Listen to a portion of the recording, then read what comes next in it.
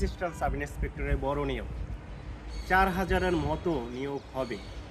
তো কম্পিউটারে অবশ্যই আপনাকে দক্ষ হতে হবে। তবে আমাকে একজনে প্রশ্ন করেছেন যে স্যার, কম্পিউটার যদি আমি ভালো করে পারি, MS Word, Excel, PowerPoint বা অন্য কিছু, তাহলে পারলেই কি হবে? আমার কি সার্টিফিকেট লাগবে, কম্পিউটার সার্টিফিকেট? হ্যাঁ, অবশ্যই আপনাকে মাঠ পরীক্ষায় কম্পিউটার সার্টিফিকেট নিয়ে যেতে হবে, ভাইভাতে নিয়ে যেতে হবে। এটা আপনাকে বাধ্যতামূলক কিন্তু আপনার লাগবে।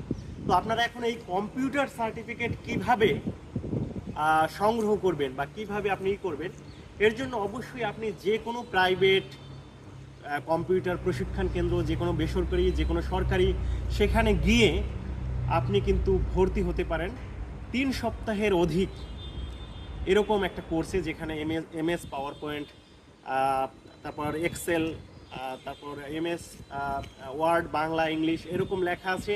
এরকম কোনো সার্টিফিকেট আপনার নামে যদি ইস্যুকৃত আপনার থাকে তাহলে আপনি পারবেন। এবং এটা আপনারা যদি এখন বুদ্ধিমান বা বুদ্ধিমতী হন, তাহলে এখন এই কোর্সটা করে একটা সার্টিফিকেট রেডি রাখা একটা বুদ্ধিমানের কাজ। যেমন আপনি সাথে সাথে কম্পিউটার প্র্যাকটিসটাও হয়ে গেল এবং সাথে সাথে আপনার ওই সময় কিন্তু টেনশনও করা লাগলো।